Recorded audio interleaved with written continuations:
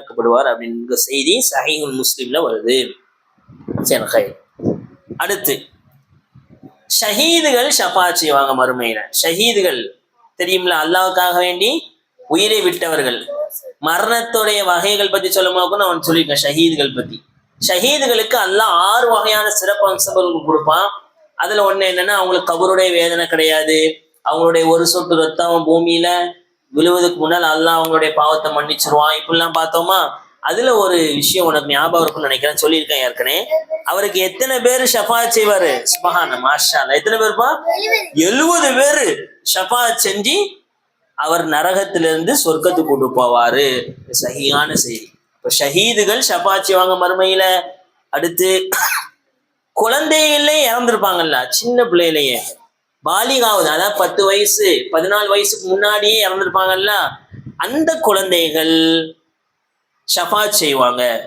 யா அல்லாஹ், என்னுடைய பெற்றோர் இவங்க, என்னோட வாப்பா அம்மாவை சொர்க்கத்துக்கு கூட்டு போகணும் அப்படின்ட்டு வாப்பா அம்மா கையை பிடிச்சி அந்த சின்ன குழந்தைங்க சொர்க்கத்துக்கு கூட்டு போவாங்க. இப்னு மாஜால பேசுற சஹீஹான செய்தி. அல்லாஹ்மி சத்தியமா சொல்றான், நபி சொல்றான், இன்ன சிக்த ல யஜர் உம்மஹு யசுருஹு இலல் ஜன்னah. வயிற்றுலையும் இறந்து பிறக்குதுல குழந்தை, அல்லது பிறந்த உடனே இறக்குதுல்ல, பாலிகாகாம இருக்கு, சின்ன வயசுல இறக்கக்கூடிய குழந்தை நாளை மறுமையிலே தன்னுடைய உம்மா வாப்பாவை கையை பிடிச்சி இழுத்து கொண்டு சொர்க்கத்துக்கு கூட்டு போவோம்னு சொன்னாங்க. இப்ப அந்த பிள்ளைகள் நாளைக்கு மறுமையில ஷஃபாத் செய்யணும். சாசம் சொன்னாங்க, இன்னொரு புகார்ல வருது, மாமின் முஸ்லிமீன யமூத்து லஹுமா தலாத்தத்தும் மினல் வலத். ஒரு முஸ்லீமுக்கு 3 குழந்தை இறந்துச்சு.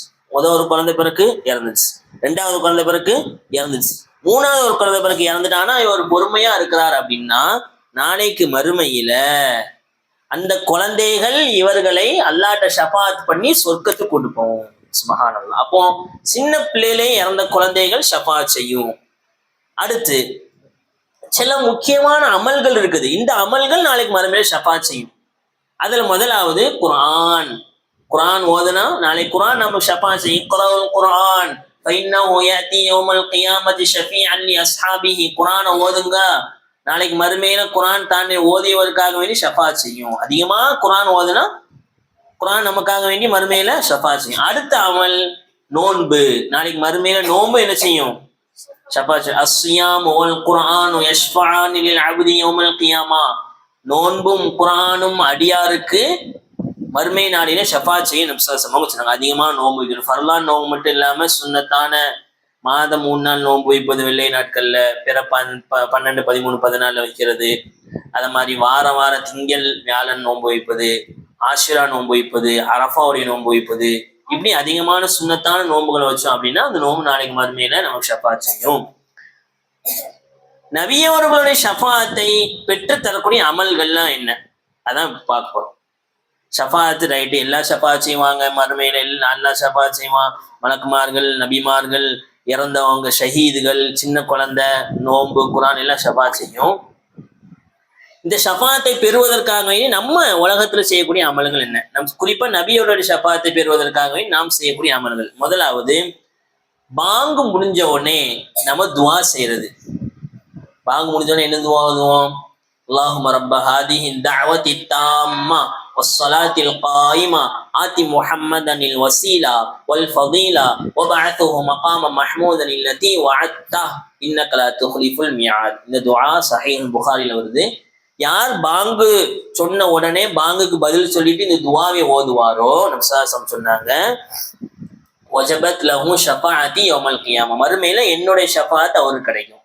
நபி அவங்களுக்கு அந்த பாங்கு துஆவுடைய அர்த்தம் என்னன்னா, யாரும் நாளைக்கு மறுமையில நபி அவங்கள மகாம மஹ்மூதா அப்படிங்கிற இடத்துல எழுப்பு. மகாம மஹ்மூதான்னு ஒரு இடம் இருக்குது மறுமையில.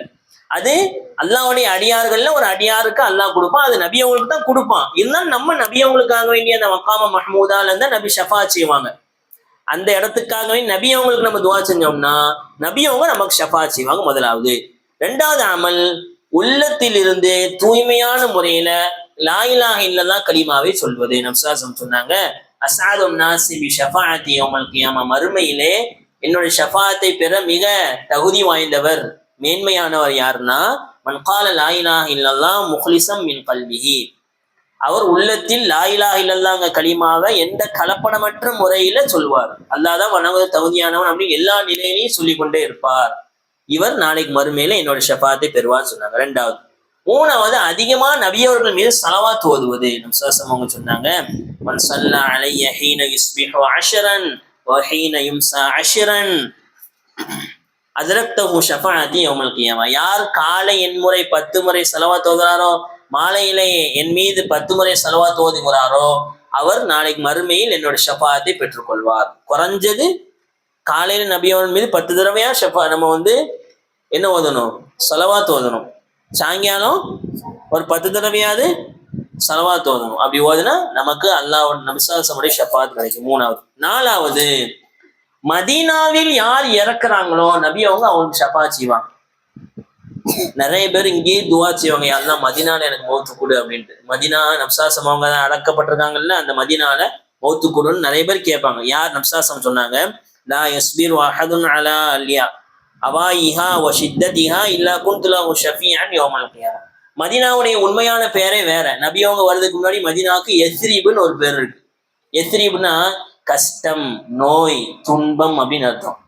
நபி அவங்க மக்கால இருந்து மதீனாவுக்கு வந்தோடனே, யஸ்ரீபுக்கு வந்தோடனே தான் அந்த ஊருக்கு மதீனத்துன் நபி, நபி அவர்களின் ஊர். மதீனான ஊருன்னு அர்த்தம். நபி அவர்கள் வந்த ஊர் அப்படின்னு பேராய் அது மதீனான்னு பிரபலம் ஆயிட்டு. அந்த யஸ்ரீப்னு அந்த ஊர் கண்டிஷன் யாருக்குமே செட் ஆகாது. கிளைமேட்டிக் கண்டிஷன்ஸ் ரொம்ப கூலா இருக்கும், ரொம்ப சூடா இருக்கும். அதான் நபி சொன்னாங்க, அந்த மதீனால யாரு இருந்து அதனுடைய சோதனைகளை, இந்த மாதிரி கிளைமேட்டிக் சேஞ்சஸ் பொறுத்துக்கிட்டு அங்கேயே வாழ்றாங்களோ, அங்கேயே இறக்குறாங்களோ, அவங்களுக்கு நான் மறுமையில் ஷஃபாஅத் செய்வேன் நப்சாசன் சொன்னாங்க. அப்போ இந்த 4 அமல்களை நாம் செய்வதன் மூலமாக நபி அவர்களுடைய ஷஃபாஅத் கிடைக்குது.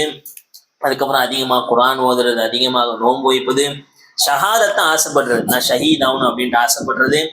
அதுக்கப்புறம் வேற என்ன அமல்? மதீனால மௌத்தார். இத மாதிரியான ஷஃபாஅத்துடைய அமல்களை நம்ம உலகத்திலே செஞ்சு மறுமைக்கு நம்மளுடைய ஷஃபாஅத்தை தயார் செய்யக்கூடியவர்களாக ஆக வேண்டும். நல்ல நண்பர்களை தோழர்களாக உலகத்துல நம்ம எடுத்துக்கிட்டோம் அப்படின்னா மறுமையில் அவங்க நமக்காக வேண்டி ஷஃபாஅத் செய்வாங்க. எல்லாம் அல்லாஹ் மறுமையில் யாரும் ஷஃபாஅத் செய்யாத தாய் தந்தையை விட்டு ஓடக்கூடிய குழந்தைகள், மனைவி எல்லாரும் ஒருத்தர் பாட்டு ஓடக்கூடிய அந்த மறுமை நாளிலே நமக்காக வேண்டி ஷஃபாஅத் செய்யக்கூடிய நபி ஸல்லல்லாஹு அலைஹி வஸல்லம் அவர்களுடைய ஷஃபாஅத்தை பெறக்கூடிய மக்களாக அல்லாஹ் நம் அனைவரையும் ஆக்கியல் புரிவானாக. அதிகமாக நோன்பு வைத்து, அதிகமாக குர்ஆன் ஓதி, நல்ல நண்பர்களை இந்த உலகத்தில் பெற்று ஷஃபாஅத்தை பெறக்கூடிய மக்களாக அல்லாஹ் நம் அனைவரையும் ஆக்கியல் புரிவானாக. ஆமீன். வாஹிர் தஅவானா அனில் ஹம்துலில்லாஹி ரப்பில் ஆலமீன். அஸ்ஸலாமு அலைக்கும் வரஹ்மத்துல்லாஹி.